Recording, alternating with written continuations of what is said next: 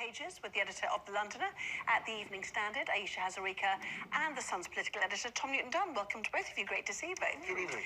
So, to the front pages then. Let us start with The Guardian. HS2 leading that paper, and many of the papers, in fact. The Guardian saying the Prime Minister has staked his reputation on what he calls the spine of a new transport network. The Prime Minister giving HS2 the green light is front and centre in the eye as well, with warnings of costs of up to £106 billion. The Financial Times leads with the high-speed rail project as well, with Boris Johnson acknowledging it was a contentious decision. The Metro is also running with HS2, the headline, all aboard High Speed 2, or High Spend 2, correcting myself, calling the costs explosive. Meanwhile, coronavirus leads the Mirror as the so-called super spreader is identified. The Times reports Boris Johnson is furious after the deportation of a number of criminals was stopped by the courts, with the risk that some could be back on the streets within days. TV licence fees dominate the front of the Telegraph, with the BBC chairman warning scrapping the subscription model will weaken the nation. The Daily Mail runs with fears the NHS could be overwhelmed by elderly patients, with the new chief medical officer calling for action. And weather warnings make the front of the Star, with storms heading for Britain again this weekend. Dennis the Menace on the warpath, they say. Well, Aisha and Tom are here. Welcome to you two then. So, High Speed North is the way the Eye describes it. What did you make of the Prime Minister's performance in the House of Commons today? Well, it was scintillating, actually. It was one of his certainly better performances, possibly even one of his best, actually, at Dispatch Box, throughout his entire time as Foreign Secretary and Prime Minister for 7 months. I was really taken by how he leaned into this announcement. Some of the language was excellent. We must have the courage to dream, he ended his statement in saying, and how are we to be judged if we don't get on with this and think that the great thoughts that our ancestors in the great Victorian age thought. And all of this from a man, remember, who pressed the button on this entire pause in the first place, which is only a little bit ironic. Remember, round about the autumn time, HS2 was going ahead, still had its complainants, but it was going ahead as planned until one B. Johnson stood up and said, now, there could be some serious problems with this here thing, so let's have a good old review, which, of course, was entirely designed as an electoral device to try and appease all those different voters who had huge issues on one side or other of the fence, especially those who didn't like HS2. So you're saying it was deliberately paused in order for it not to be an election issue in all those constituencies in which the rail line travels through? Is that effectively what you're saying? Anna, this is not a shock to you. This is precisely why he did it. And it was because he didn't want to upset a whole lot of floating voters going through all those sort of marginal constituencies in the Midlands who don't want HS2. And then, lo and behold, comes out the other end with this thing costing 20-30 billion pounds more than anyone thought. And yet still he embraces it with the most extraordinary vigour. And I think he made the right decision, personally, because I think it is a good idea, no matter how, as long as it doesn't go too much above the nigh on 99 billion it's going to cost now, but it is a good thing for the country to do. The country should be ambitious. I was just merely taken aback a little by the brand new convert to the project that is one B. Johnson. Yes, and Dominic Cummings supposed not to be a convert to the project. It's no doubt there have been a few interesting conversations in the background here. But if you take a look at when China builds this coronavirus hospital in a week, and we're taking 10, 20, even more years to build a rail line, I know with great complexity, it does strike you that these infrastructure projects are long-haul stuff for which a 5-year term as Prime Minister does not, in effect, deliver, doesn't it? Oh, absolutely. I mean, we get paralysed in this country by big infrastructure projects, and actually this country is crying out for huge investment in road and rail and actually buses. I was quite pleased to see an announcement about buses. Fewer people use trains and actually rely on bus routes, so it is important to be talking about that. But look, I think this decision, I can understand why the Prime Minister has done it. I sort of do see why Tom has said all of that. This is an important moment for the Prime Minister. This is one of his very first big domestic interventions. Remember, we've got a budget coming up as well. He wants to show people that he deserves his majority. He wants to show people that he's committed to spending on infrastructure. But listen, this could well end up being an albatross around his neck. First of all, there's the cost. We know that as a country, we're not particularly good at things running to time or to budget. We could see this £106 billion figure, go up by a huge amount. Let's be honest about that. There's a big issue about the environment in terms of the green issues, but also the rural areas, the countryside that's going to be affected.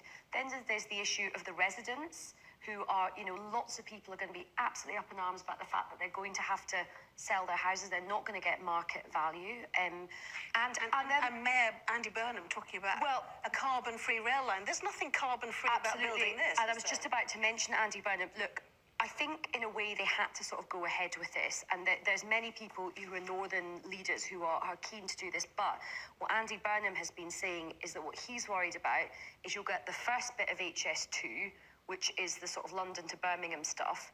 He's worried that the next bit is not going to happen, which is further north, which is Manchester and beyond. I mean, I get the train up to Glasgow a lot, and I could see there would be a benefit to that. But actually what Andy Burnham is saying is the thing that's more important than sort of north-south, particularly for the north, is kind of east to west. That connectivity is absolutely vital. I think the economy is really hamstrung by that lack of transport and infrastructure. Which is exactly why the PM actually did something quite clever today, which was he took two leaps forward, which is he turned HS2's renewal. This is happening. It's not a new idea, right? It's actually the seventh time someone calculated how many times HS2 has been given the green light. 7 different times in the last 10 years, all through these big sort of Commons moments, which is why you had a feeling of deja vu. And it's because we've had a lot of electoral instability, and you've had a lot of close elections and small majorities or no majorities in Parliament. So you get why. But the PM took this great leap forward in turning not just HS2 into yet the 7th or 8th green light, but into what he actually called high-speed north. That was his word. In other words, connecting up all the different rail projects in the north, Crossrail from Manchester over the Pennines to Leeds, and all the electrification sometimes of some incredibly old, bone-shaking, diesel-powered lines. I mean, it's incredible how backward some of the northern rail systems are compared to some parts of the shining south. And he turned this into this great electoral land grab, of course, to appease and keep the votes of those 54 red wall Tory seats, which he took off Labour. Well, absolutely. We did the day after the election outside Downing Street, didn't we? Talking about how many of these votes had been lent to the Conservatives for a specific purpose, be it Brexit or something else.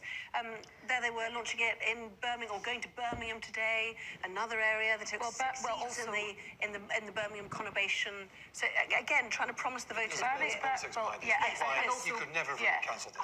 And Birmingham's interesting because the mayoral contest is coming up in Birmingham. You've got Andy Street, who this is in May. Yes? This is in May. The Labour Party's just selected Liam Byrne to be their candidate, so that's going to be quite a hot sort of contest. Remind us about Liam Byrne, Chief Secretary to the Treasury, who infamously wrote a note as a joke, probably one of the worst jokes in the history of time, saying there's no money left, and then his successor published it, David Laws. It was meant to be a ha ha ha ha ha in joke. It was like horrendous, and it will hang around. So that was the tail end of the Labour government. Yes, it was.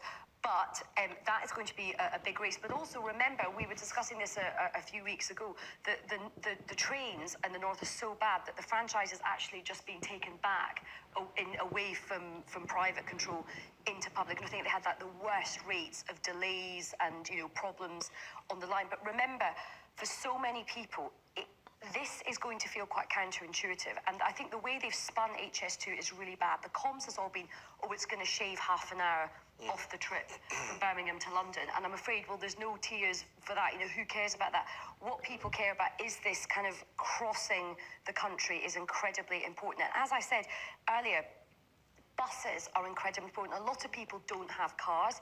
A lot of people, particularly in towns, really rely on a bus service, which is not very good and pretty substandard. So I think when you look at transport, you have to look at it in the round.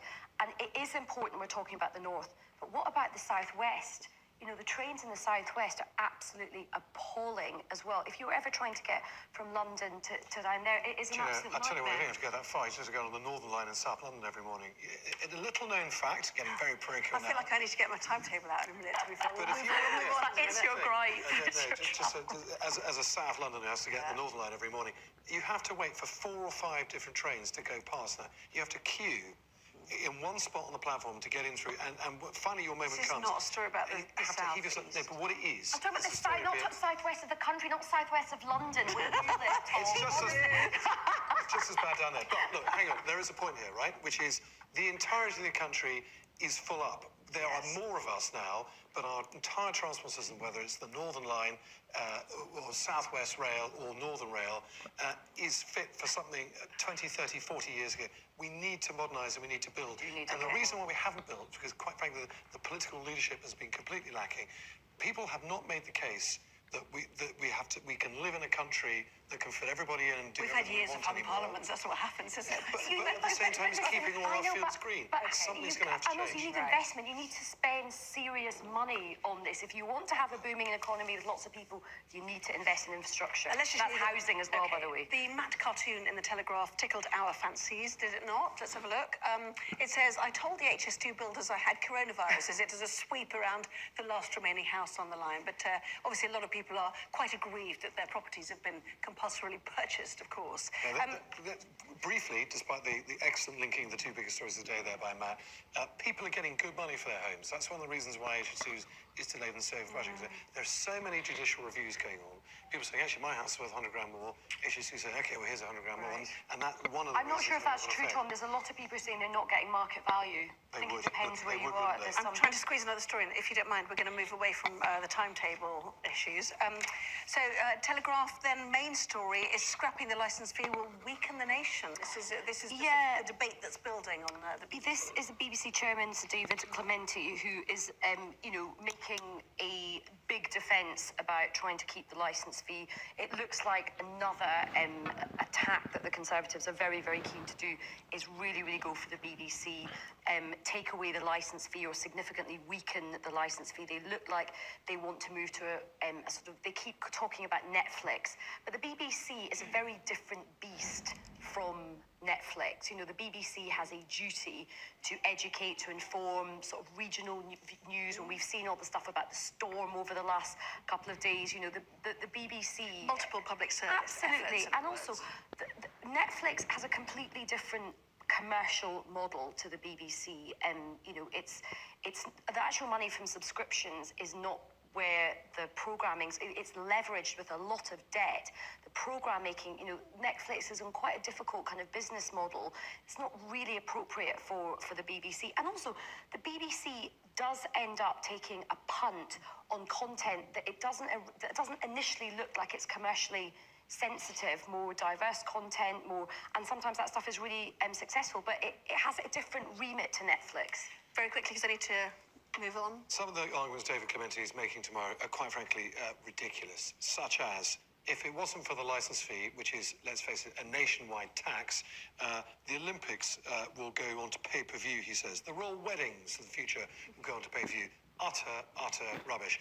If you want to defend and keep the BBC, which I do, because I think it's a great institution, do a bit of work for it, and I love the BBC, you have to keep it concurrent with people. People have to continue having faith in it, and they are losing faith in it, largely because they don't watch it as much as perhaps they feel their £157.50 a year should justify.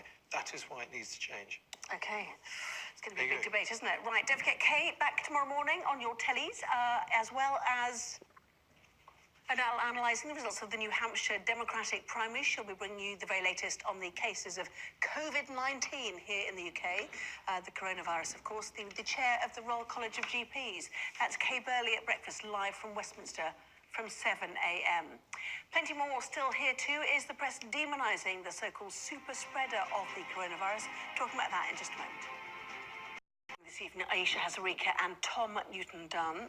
Welcome back. So let's go to the coronavirus. The question is, should the so-called super spreader have been identified in order to speed up contacts? He self-identified himself and obviously is now very concerned that he's being turned into a scapegoat. Should he have been left well alone, do you think?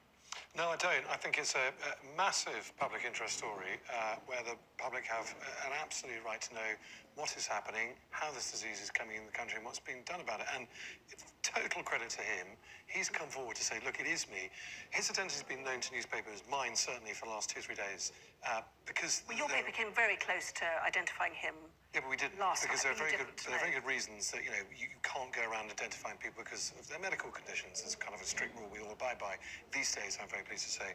He came forward, self-identified, to say, look, I didn't know I had it. I've taken everything, all the precautions I needed to since having, and I'm basically really sorry is the tone of his content.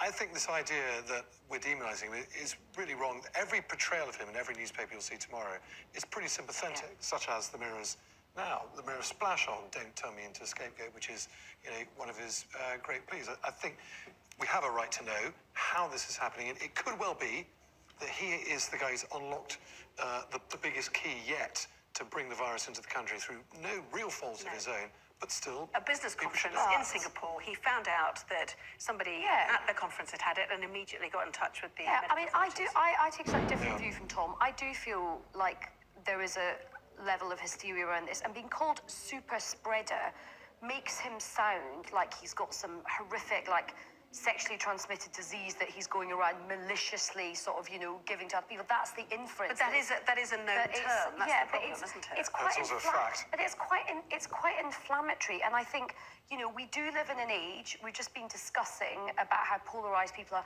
about how mad people go in this age, particularly with social media. I mean, it's not that long ago where people were like turning up with mobs in front of a paediatrician's house because they thought he was a paedophile. But you know, I think you just have to be very careful. You know, he obviously didn't realise that he was carrying it. As soon as he found out, he self-identified, he put himself...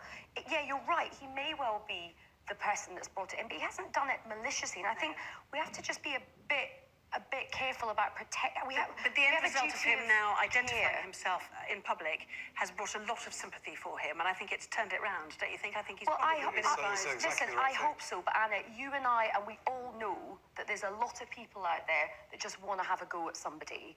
And if this virus does kick off in this country, there will be some who are not that charitable to him. So I think, you know, he is right to sort of send this message out, and I think he and his family probably will end up having quite a lot of grief off the back of this, let's be honest. Okay, well, let's hope not, because Let's as you hope say, not, it's not his fault at all. Absolutely. We've only got 20 seconds left. Which one should we do? Rory Stewart, quickly. Yes. Rory Stewart. Which is our final story, yeah. So, poor old Rory Stewart. He was once a cabinet minister not very long ago. 6 months ago. You have he 10 was in seconds the to British explain cabinet, this one. And now he wants to be London mayor, so he's saying to everyone in London, can I come and sleep on your floor in my sleeping bag? And it's not going to work. And see how you live. It's not going to work. I suspect it may we'll do not that work. at 11:30. Well, you're back. Thank you very much indeed. Coming up, all the top stories on Sky News at 11.